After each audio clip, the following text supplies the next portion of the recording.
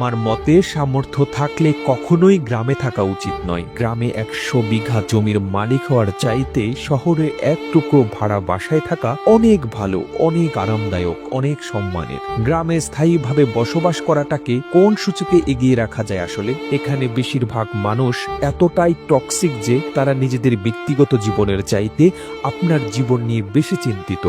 আপনার চুল বড় কেন, অনার্সে পড়া সত্ত্বেও মেয়ের বিয়ে দেয় না কেন, ২৫ বছর বয়সেও আপনি বেকার কেন, আপনার কোনো ব্যাচমেট বা আপনার সমবয়সী কেউ যদি বিদেশে গিয়ে লাখ লাখ টাকা কামায় তাহলে আপনি এখনো পড়াশোনা করছেন কেন? এসব আজগুবি বিষয় নিয়ে তাদের অনেক টেনশন। গ্রামের সব থেকে বোকা মানুষটাও শহরের মানুষকে এক হাতে ৩ বার বিক্রি করতে পারবে।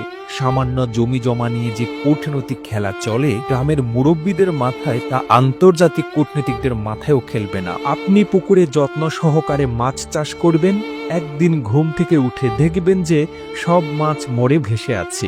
আপনি কিছু নতুন ফল ফুলের গাছ রোপণ করেন, সকালে দেখবেন গাছের গোড়া থেকে ভেঙে রেখে গেছে।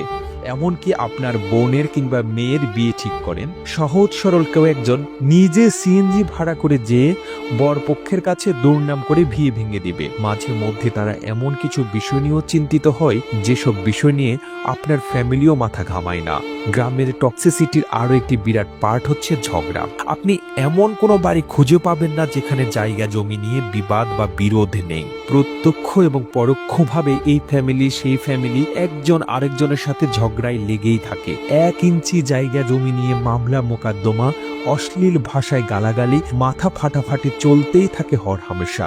এইজন ওইজনের নামে গোপনে প্যাচ লাগিয়ে ঝগড়া বাঁধিয়ে দেওয়া, কাউকে পছন্দ না হলে তাকে নিয়ে গ্রামের জনে জনে কুৎসা রটানো করা, এমনকি বিবাহের প্রস্তাব আসলেও গোপনে প্যাচ লাগিয়ে দেওয়া যেন গ্রামের মানুষের নিত্যদিনের কাজ। গ্রামের বেশিরভাগ মানুষ এতটাই অজ্ঞ যে তারা সফটওয়্যার ইঞ্জিনিয়ার বোঝে না, ইলেকট্রিক্যাল ইঞ্জিনিয়ার বোঝে না, এমনকি এমবিবিএস ডাক্তার মানেও তারা বোঝে না। তাদের কাছে সরকারি চাকরি মানেই পুলিশ হোক সে কনস্টেবল, আর্মি হোক সে সৈনিক, পিয়ন কিংবা প্রাইমারি স্কুলের শিক্ষক, এগুলোই তাদের কাছে সরকারি চাকরির মানদণ্ড। একজন নার্সকে তারা যেমন ভাবে ডাক্তার ভাবে, তেমনি ভাবেই একজন সরকারি মেডিকেল এমবিবিএস বা অন্যান্য ডাক্তারি ডিগ্রিধারীদেরকেও তারা একই রকম মনে করে। তাদের কাছে আপনি সরকারের কততম গ্রেডের চাকরি করেন তার চাইতে বেশি ইম্পর্টেন্ট আপনি প্রাইভেট জব করেন নাকি গভর্নমেন্ট। আপনি প্রাইমারি স্কুলের পিয়ন হলেও হয়তোবা তারা মেয়ে বিয়ে দিতে চাইবে, কিন্তু যদি শোনে আপনি প্রাইভেট কোম্পানির চাকরি করেন, সে চাকরি যতই ভালো হোক তারা আমতা আমতা করবেই তাদের কাছে। আপনার উচ্চ শিক্ষা গ্রহণের চাইতে আপনার যে বন্ধু এসএসসি পরীক্ষার পরে সৈনিক, কনস্টেবল কিংবা বিদেশে লেবারে কাজ করতে গিয়েছে তাদের দাম অনেক বেশি। আর টক্সিসিটির সবচেয়ে বিরক্তিকর আরেকটা পার্ট হচ্ছে গ্রামের চায়ের দোকানগুলো।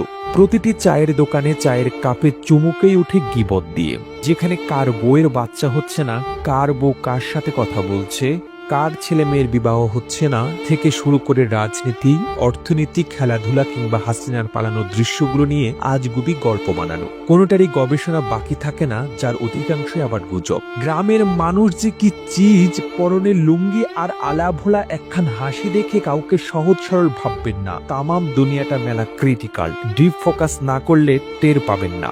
এত সবের মাঝেও আপনারও গ্রামে কিছু শুভাকাঙ্ক্ষী থাকে যারা আপনাকে বোঝার চেষ্টা করে, যারা অন্যের জীবন নিয়ে এতটা আগ্রহী বা উৎসাহী নয়। তারা মানে যে উচ্চশিক্ষা গ্রহণের চাইতে বিদেশ চলে যাওয়া কিংবা কোনো কাজে লেগে পড়া কখনোই বেটার অপশন নয়। যারা কিনা চায়ের কাপে মিথ্যা ও গুজবের ধোঁয়া উঠায় না, তাদেরকে স্যালুট, তারা আজীবন সম্মান প্রাপ্য। কথাগুলো বলার উদ্দেশ্য কাউকে তিক্ততা বা কাউকে কষ্ট দেওয়া নয়। ভার্সিটি পড়ুয়া বা আমার বয়সে অনেকেই হয়তোবা কথাগুলো রিলেট করতে পারবেন। ঠিক তেমনি আপনার সাথে ঘটে যাওয়া আপনারই গ্রামের এমন কোনো ঘটনা থেকে থাকলে আমাদের কমেন্ট করে জানাতে পারেন।